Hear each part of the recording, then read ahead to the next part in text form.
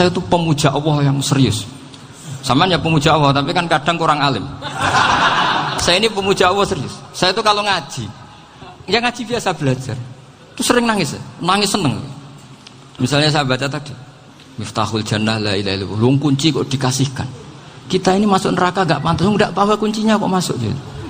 Harusnya kita ini masuk surga, kita kan pegang kunci surga, gak pegang kunci neraka. Maka aneh kalau kamu masuk neraka itu aneh. Coba kita pegang kunci surga apa kunci neraka? Tapi kadang teman saya suon rokok rano kunci ini. Karena tidak ada pintunya. Terus saya bilang, kamu kok tahu? Memangnya mau ke sana kata saya. Saya tidak punya rencana tahu neraka. Dan saya meskipun guyon itu serius. Bedanya orang alim sama ndak itu di situ. Kalau orang alim itu guyon itu masih benar, masih serius. Coba saya bacakan ayatnya. Ala inna auliya Allahi la khaufun alaihim wa lahum yahzanun. Terus lahumul busyra fil hayatid dunya fil akhirah. Artinya kalau mungkar nangkir dengan penampilan garang gitu, berarti ada ketakutan apa enggak? Ada. Padahal ciri utama walinya Allah tidak ada ketakutan. Makanya itu termasuk dalilnya Sayyid Muhammad. Tidak semua orang alami seperti itu, karena wali-wali itu la khaufun alaihim wa lahum yahzanun. Wah anak kiai temu karena kerja tidur wedek. Iku dresege ora kok pertanyaan tok nek konan santri piye.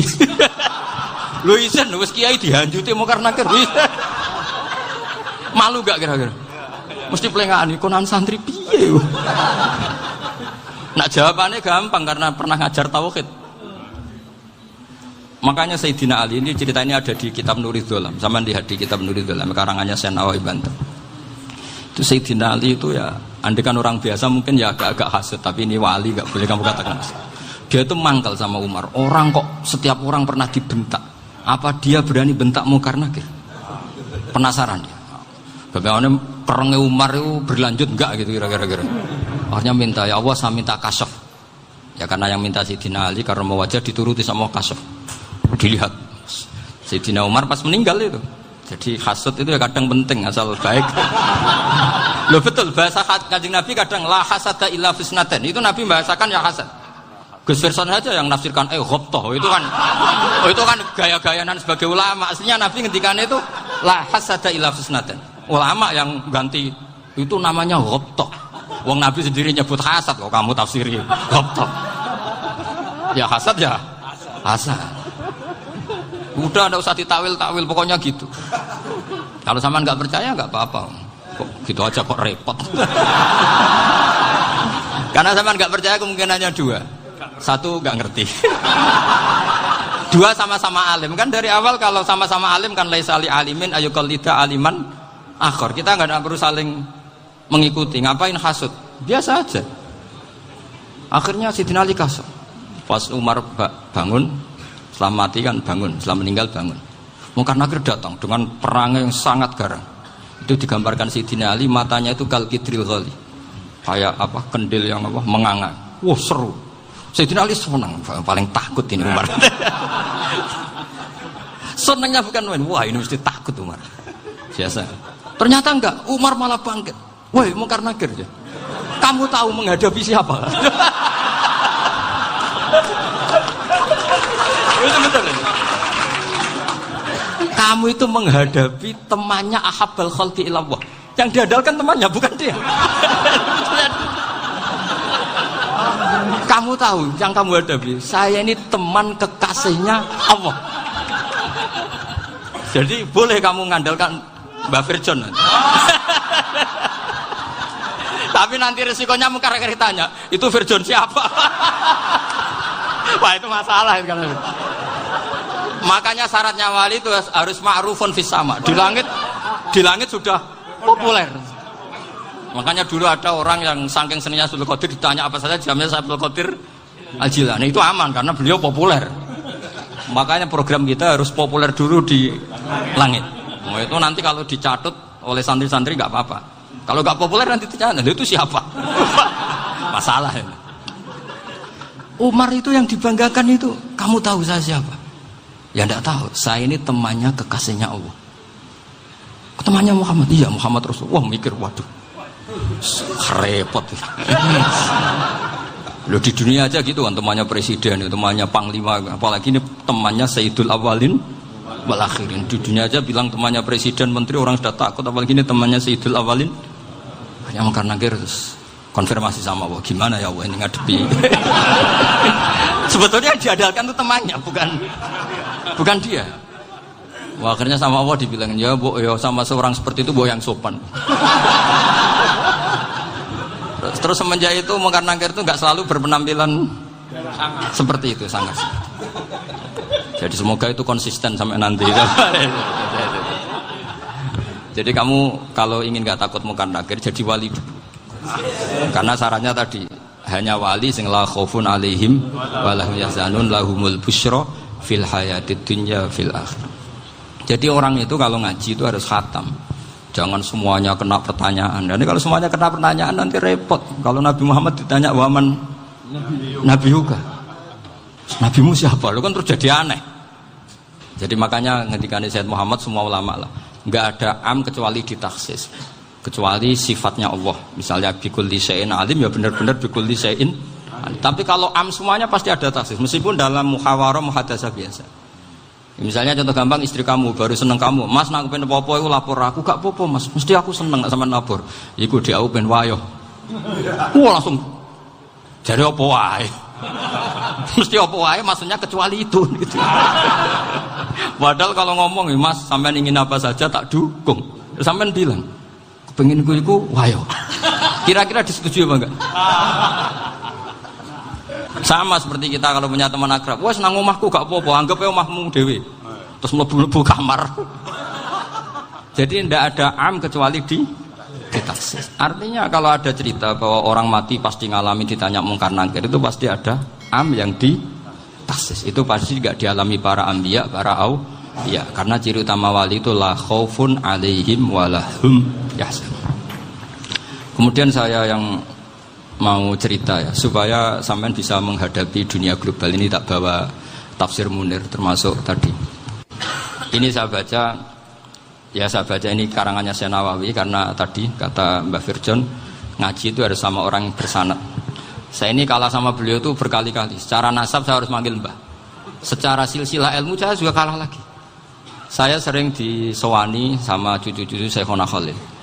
Kiai Siddiq itu termasuk murid dekat beliau, Syekhona Khalil. Kalau itu berarti kan Gus Wirjon, Ahmad, terus Mbah Siddiq. Mbah Siddiq ngaji Syekhona Khalil. Syekhona Khalil itu pernah ngaji langsung sama Sayyid Zaini Tahlan. Berarti beliau dari Sayyid Zaini Tahlan itu baru generasi kelima.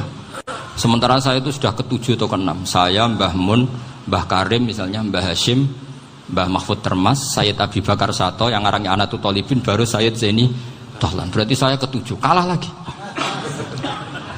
Tapi untuk jadi wali biasanya cepat saya. Karena syaratnya jadi mbah itu ngalah demi putu. Jadi kalau beliau ngotot, saya dulu Gusti, saya mbahnya. Wah itu mbah yang nggak baik. Pasti jatahnya dikasihkan apa? Cucunya dulu. Makanya Abdul Muthalib itu orang yang dapat wangsit, tapi yang jadi nabi itu cucunya. Jadi dalil saya banyak. Sebenarnya Abdul Muthalib itu sudah sering dapat wangsit. Karena saya bahasakan wahyu, Nabi yang protes, enggak nabi kok dapat wahyu. Tapi sebetulnya Abdul Muthalib itu masyhur. Kalimat-kalimatnya menunjukkan bahwa beliau itu sudah dapat wahyu kalau nanti cucunya itu jadi apa? Nabi. Makanya senangnya bukan main Abdul Muthalib sama Rasulullah. Putu seneng, mbah seneng putu. Jadi mungkin, jadi sampean enggak usah protes loh. Yang jadi wali kok cucunya. Loh, betul. Dulu Mbah Hamid Pasuruan itu kalau Mbah Ahmad Siddiq ke sana, Mbah Hamid Pasuruan kalau manggil Mbah Ahmad Siddiq itu paman. Tapi pamannya minta ijazah ke ponakan. Apa ya gara-gara itu memang. Kalau itu masih berlaku, apa? Ngalah tadi. Kayaknya masih, apa? Hawane masih. Hawane masih. Karena melihat tren-tren langit masih gitu kayaknya masih. Masih itu. Ya. Tapi mbahnya tetap dapat jatah, tenang saja nanti. Tapi memang sebaiknya mbah itu legowo. Rasulullah Muhammad SAW itu terkenal min dzurriyyati Ibrahim. Tapi kata Rasulullah, ana dakwatu Ibrahim wa bisyaratu Isa. Aku nganti ngene iki barokah dongane Nabi siapa? Ibrahim. Jadi dongane Nabi Ibrahim nggih tiba teng putu. Jadi banyak bukti bahwa jatuhnya ke putu gitu. Tadi saya di kamar sama beliau berduaan. Nih Mbah sing dadi wali di sini. Aku Mbah. Cocokan tadi. Nah, kenapa saya akhir-akhir ini gulirkan daftar wali? Kenapa? Saya ini resah ya, orang sudah ingin dicintai pejabat, dicintai tetangga, dicintai teman. Tapi kadang-kadang orang lupa lagi dicintai Allah. Makanya saya meskipun guyon, tapi ini amdan, bukan sahwan. Supaya orang punya cita-cita lagi jadi wali, ingin dicintai Allah. Kita ini terlalu lama ingin dicintai makhluk. Mbok ya naik kelas sedikit lah. Ingin dicintai Allah Subhanahu wa ta'ala. Meskipun saya guyon, tapi tadi guyon saya tuh lebih serius ketimbang serius Anda. Karena tak pikir. Saya tuh kalau pergi itu seneng ngebis, bukan karena saya tidak punya mobil, tapi saya sering mau butuh itu supaya agak diganggu. Karena saya tuh harus punya waktu sendiri. Kalau ngebis kan ketemu orang nggak kenal, tapi sekarang ya agak susah, banyak yang kenal. Dan susahnya lagi nggak minta ijazah, minta foto. Repot tuh. Mau dibenci itu umatnya Rasulullah Shallallahu Alaihi Wasallam. Mau disetujui itu sanatnya mana? Kalau ketemu orang alim minta apa? Foto.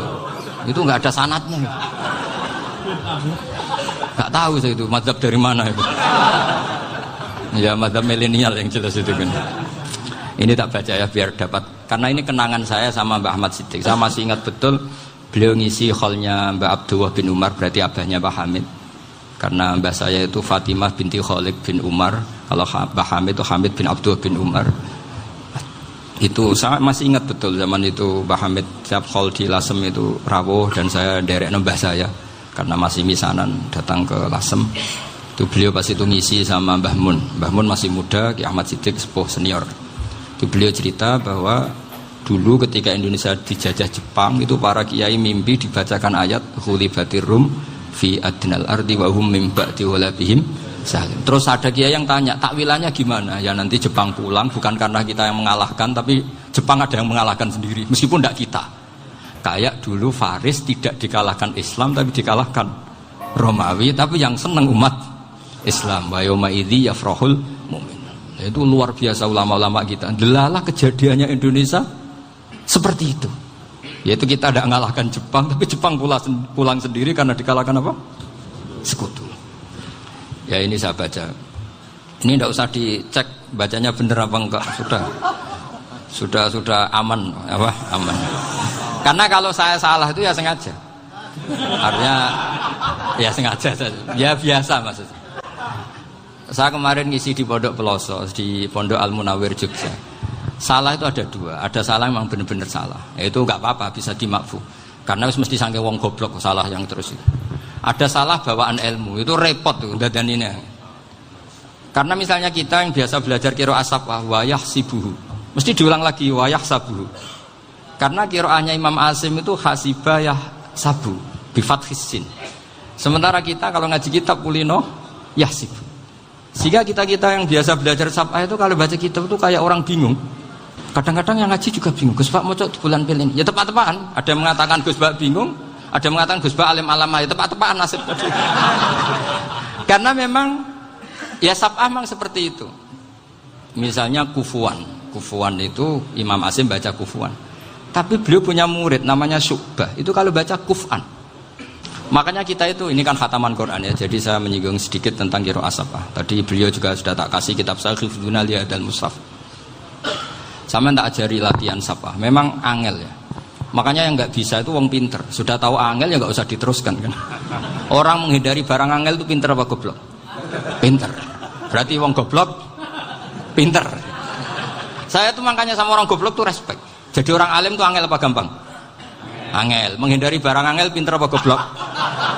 Loh, orang menghindari barang angel pinter apa goblok? Pinter. Berarti wong goblok pinter. Jadi saya sama orang-orang goblok itu respect.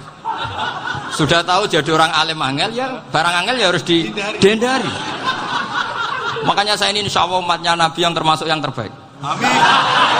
Karena mencintai umatnya Nabi termasuk yang goblok. Itu tidak gampang itu. Karena tadi sudah tahu ya. Seperti itu loh orang naik Panjat Pinang itu yang naik karena ingin hadiah. Yang nonton sudah tahu wah licin kok dinaikin mau keplodok ya. Tapi orang sepakat yang nonton juga pinter karena sudah tahu ribet kok Tuku ning pasar rak kena lha opo menek. Sama juga gitu. Ngalim tafsir angel, ngalim fikih angel. Nek karek ngaji ngrekam kan gampang. Itu pintar apa goblok? Pintar.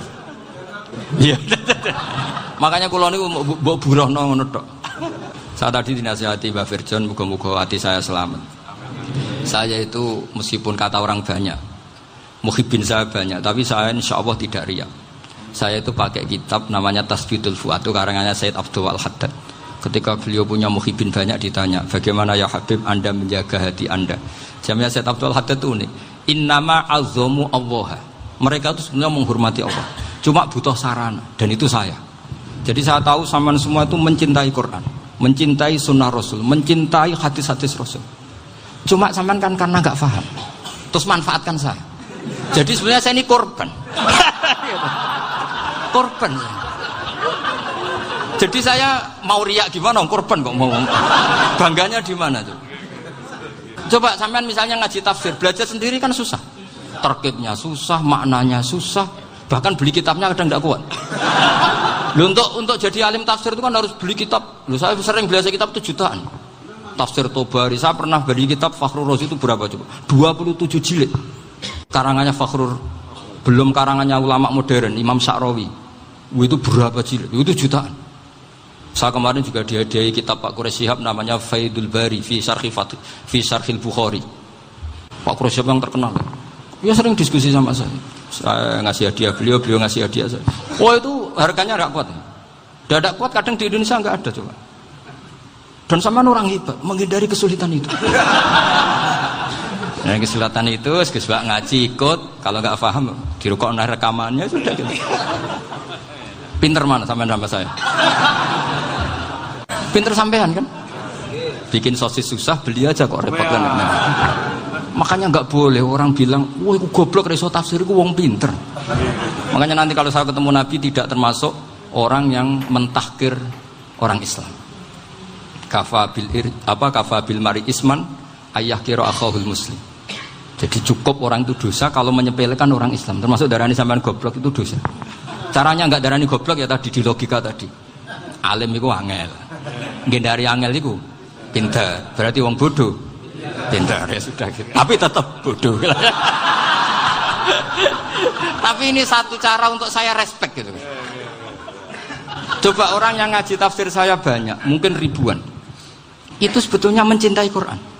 Karena Quran adalah kitab suci yang panduannya umat Islam. Sangat mencintai Quran. Terus kemudian mereka nggak paham. Terus mencari orang yang memahamkan. Burohno lah cara Jawa ini. Terus keren saya itu di mana coba?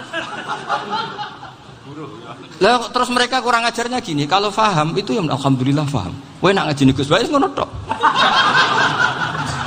Tapi nek ora paham, ora nyalano akale. Mari Gus Bae nerangno cepet mulane gak paham. Ora kok nyalano teke sing lelet. Itu kan Masya Allah, naudzubillah. Sebetulnya tingkat kurang ajarnya tinggi Gus sebenarnya. Jadi kalau nggak paham itu kadang nggak nyalahno uteke. Kayak mau misalnya, mau mari mikir aja jelas. Padahal misalnya jelas orang mesti paham, bodoh. Paham? Jadi kata Said Abdul Haddad, innama azzamu Allah. Sebenarnya mereka itu sangat menghormati Allah. Makanya kita nggak perlu mengatakan wasilah itu kafir, nggak akan. Karena orang tawasul sama Rasulullah itu ingin dapat ridhonya Allah lewat orang yang dicintai Allah.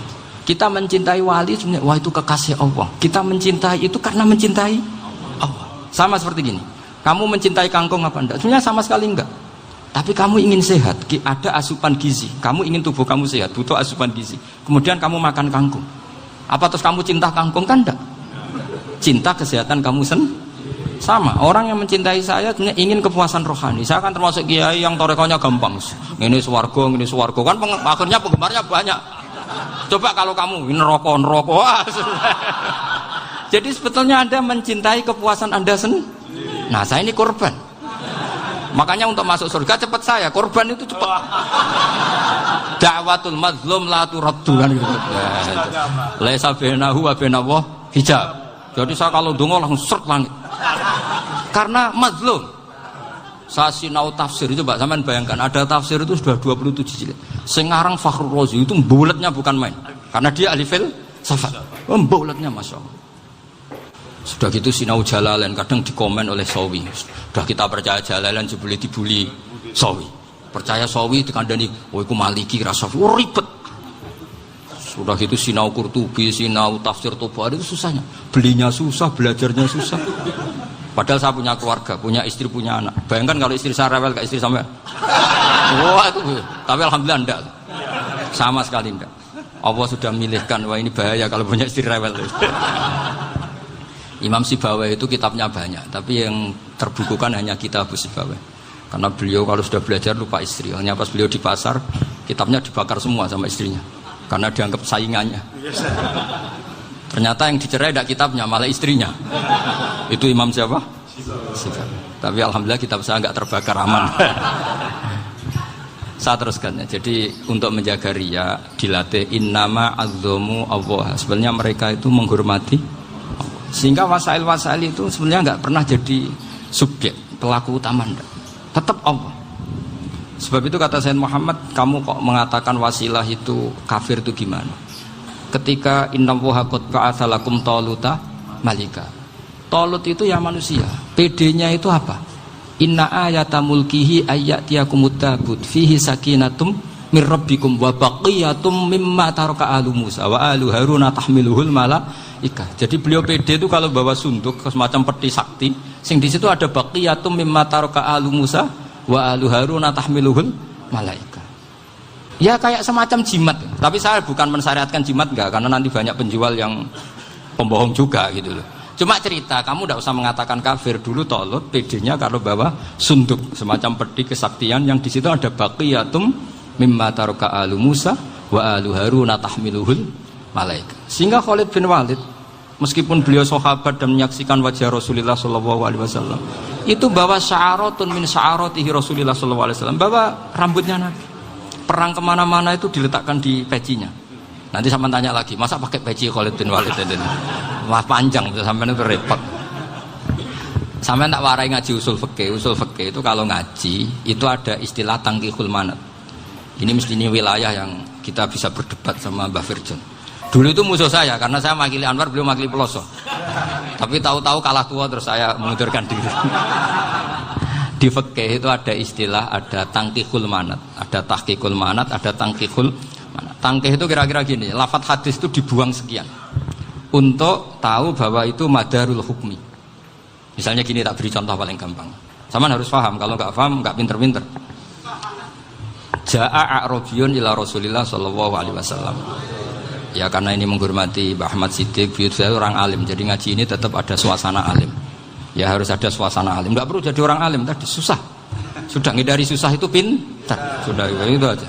Jadi orang alim susah, ngindari barang susah pintar. Berarti orang tidak alim pintar. Nah, meskipun tetap sudah itu pegangi sampai mati nanti. Loh, jadi orang alim itu repot. Itu kata Imam Ghazali, kalau orang alim kalau mau masuk surga itu sama Allah nggak boleh. Kif, kamu nggak boleh langsung masuk surga. Coba cari umat kamu, syafaati dulu. Nah, saya takut nyari sampean tidak bisa kembali. Saya tidak punya rencana itu. Pokoknya mau masuk. Golek sampean kuaduan. Aduan balik raroh dewe, wah repot nanti saya. Berat jadi orang alim itu berat. Ya saya teruskan ya. Ada tangkihul manat. Ja'a a'rabiyun ila Rasulillah sallallahu alaihi wasallam. Faqala ahlaktu wa ma ahlakaka qal waqatu imraati fi nahari Ramadan. Ya sidang kita, saya ini rusak ya Rasulullah. Kenapa? Karena saya menjima istri saya fi nahari Ramadan. Terus kata Nabi, kamu harus bayar kafarah. Napa Nabi kafarah? Puasa 2 bulan. Wong baru 1 hari aja terjadi gitu kok disuruh puasa 2 bulan. Ya tidak kuat ya Rasulullah. Baru berapa hari saya puasa aja kecelakaan seperti itu. Apalagi kalau sampai 2 bulan. Tidak ya Rasulullah. Ya sudah kalau gitu kamu pertama ngasih makan apa? Itqu raqabah kan, pertama merdekakan budak. Tapi kan sekarang nggak ada budak makanya terus sekarang langsung puasa. Wah ini nggak bisa semua. Ya sudah ngasih makan orang 60. Kasihkan siapa ya Rasul? Ya orang fakir. Saya ini paling fakir. Di kampung saya ini orang paling fakir. Jadi mulai dulu orang fakir itu hubungan suami istri itu paling lancar. Mulai dulu. Makanya orang fakir itu anaknya banyak. Karena hiburannya hanya itu. Wong Ramadan aja. Coba mau ke ATM nggak punya uang, mau antri di bank nggak punya, mau apa coba? Itu mulai dulu. Ini sanadnya mutasil. Wah, akhirnya sudah sanksinya kan tadi ya idku raqabah atau puasa 2 bulan berturut-turut atau ngasih makan 60 orang miskin. Lalu kata ahli usul fikih, kata Arabi dibuang, nggak menjadi catatan hukum. Orang kota pun kalau melakukan itu juga kena sanksi yang sama. Imro'atau juga dibuang. Andai kan itu dilakukan untuk amatnya juga ketentuannya sama. Nah sekarang perdebatan antara Imam Syafi'i dan Imam Malik begini. Sekarang pertanyaan gini, jima istri itu hukumnya boleh apa haram? Boleh kan? Lalu kalau ada orang tanpa udzur kemudian makan siang-siang, cara Imam Malik hukumnya sama, harus kena sanksi yang sama. Karena sama-sama hadku hurmati Ramadan bi ghairi udzrin syar'iyyin. Sama-sama merusak hukum Ramadan tanpa udzur syar'. Lu jima itu tidak zina. Kan hukumnya jaiz. Nah, sekarang makan hukumnya jaiz, harusnya juga kena ketentuan yang sama. Cara pikirannya Imam Malik. Nah, alhamdulillah Imam Syafi'i gak setuju. Wah, cara setuju repot. Bahkan orang-orang Syafi'i sudah punya khilaf, kalau gitu minum dulu. Iya, biar gak kena. Iya, biar iftarnya pakai minum. Setelah minum baru jima kan. Ya. Ini sudah menyiapkan khilafnya. Ini khas Syafi'i ini, bongsong rekayasa hukum. Nanti bisa belajar jauh cara ngakali hukum. Makanya guyonan yang masyhur Gus Dur itu gitu. Ada seorang kiai atau Gus lah, ya punya salah, namanya manusia kan punya salah, entah cangkruk entah apa, pokoknya punya salah. Ada wartawan yang ngiranya semua kiai itu orang suci, sehingga tanya sama Gus Dur, Gus itu ada kiai kok, ya pokoknya salah lah. Tapi jangan bayangkan dosa besar, enggak, kecil-kecil aja. Itu gimana itu? Padahal kiai kan orang suci. Jawabnya Gus Dur lucu. Ya justru yang boleh salah itu para kiai. Kalau kamu nggak boleh. Loh, kok bisa Gus? Karena mereka tahu caranya tobat. Repot. Kalau kamu nggak tahu caranya, sama pelanggaran hukum itu ya harus pakar-pakar hukum. Ya. Itu yang tahu caranya rekayasa. Kalau kamu ya kena pasal kan. Ya. Jadi kamu jangan niru saya ini punya sekian cara untuk nah, itu namanya khilaf. Makanya kata Sayyid Muhammad, kamu tidak usah anti khilaf. Karena Abu Hanifah itu membolehkan khilaf, kitabul khiyal. Yang penting kamu soleh dulu. Setelah soleh nanti Allah maklumi. Soleh dulu, syaratnya soleh dulu. Kalau tidak soleh jangan. Contohnya gini, ada orang mau puasa lemes sekali, mau makan. Gampang. Kalau langsung makan kan kayak hadku hormati Ramadan biwari udrin syar'iyyin. Aku langsung mau jembera sowan Mbah Firjon. Sudah status saya apa? Musafir. Nah, sudah berangkat aja sampai Tuban makan. Nanti kalau nggak jadi ya nggak apa-apa sudah. Kan mulai pergi sudah musafir. Saya tidak tahu nanti malaikat tertarik gebuki nggak tahu. Tapi itu ada khilafnya. Asal soleh. Karena kata Sayyid Muhammad dan semua kitab mengatakan itu. Kalau sama nggak tahu ya kebablasan. Nabi Ayub, yang terkenal Gudiken itu siapa? Ayub ya. Nah, itu yang Israiliyatnya kan seru lah. Gudiken dikukur bek kreweng itu terlalu lah kalau itu. Untuk kreweng konti ning Arab ora ono kreweng itu sudah masalah itu. Singkat cerita, Nabi Ayub ketika diasingkan kaumnya itu kan nggak punya sumber makanan. Lah orang lelaki itu mulai dulu egois. Istrinya Nabi Ayub itu cantik sekali. Udah cantik, rambutnya bagus. Makanya kamu nggak usah tanya kenapa istrinya kayak banyak yang cantik. Ya nah warasatul anbiya, nggak boleh gitu. Kalau nggak cantik ya warasatul anbiya dari segi balak. Istrinya Nabi itu semuanya cantik. Nggak usah tanya sebabnya apa, pokoknya gitu, semuanya cantik. Singkat cerita, beberapa kali istrinya Nabi Ayub itu kerja demi bisa nafkahi Nabi siapa? Suatu saat itu tidak ada pekerjaan yang cukup untuk beli roti. Satu-satunya peluang dapat rezeki itu putrinya raja itu rambutnya berondoli. Terus ada sayembara siapa yang rambutnya bagus mau dibeli. Sampai rambutnya istrinya Nabi Ayub itu dijual. Nabi Ayub tersinggung karena itu mengurangi kecantikan. Jadi lelaki mulai dulu gitu. Udah nggak urun kalau istrinya nggak cantik itu komplain. Itu khasnya lelaki. Jadi kalau kamu gitu ada sanadnya juga, tenang saja ya. Komplain ya pegawaian itu. Saking mangkelnya Nabi Ayub terus ngendikan la adriban naki mi'ata sautin. Kamu akan saya pukuli dengan mi'ata sautin atau dengan 100 cambukan. Atau mi'ata dikhtin atau mi'ata apalah sesuai konteks zaman itu. Engko namanya pecut tuku konti kok ribet lagi. Singkat cerita, akhirnya ketahuan bahwa istrinya menjual itu demi Nabi Ayub. Allah nggak ridho kalau kekasihnya yaitu istrinya Nabi Ayub wis perjuangan kayak gitu malah kena hukuman. Tapi Allah juga nggak ingin kekasihnya yang bernama Ayub melanggar sumpah. Padahal beliau sudah sumpah, wallahi demi Allah nanti tak pukul dengan 100 kali. 100 kali dengan lidi lah misalnya, contoh yang gampang tuh lidi. Akhirnya sama Allah dikasih satu solusi. Wa khud biyadika dikhsan fadrib bihi wala tahnas. Ya sudah, lidi itu ikat jumlahnya 100. Terus pukul sekali saja. Anggap saja sudah 100. Iku pangeran sing wari ngakali ngono iku pangeran. Tapi syaratnya soleh. Syaratnya soleh. Jadi kalau kamu anti khilaf berarti anti ajarannya Allah di ayat itu. Wa khud biyadika dikhsan fadrib bihi wala tahnas. Itu dulu ada, ini cerita di Ithaf, ini cerita terakhir, ini sudah, sama jangan nama sudah.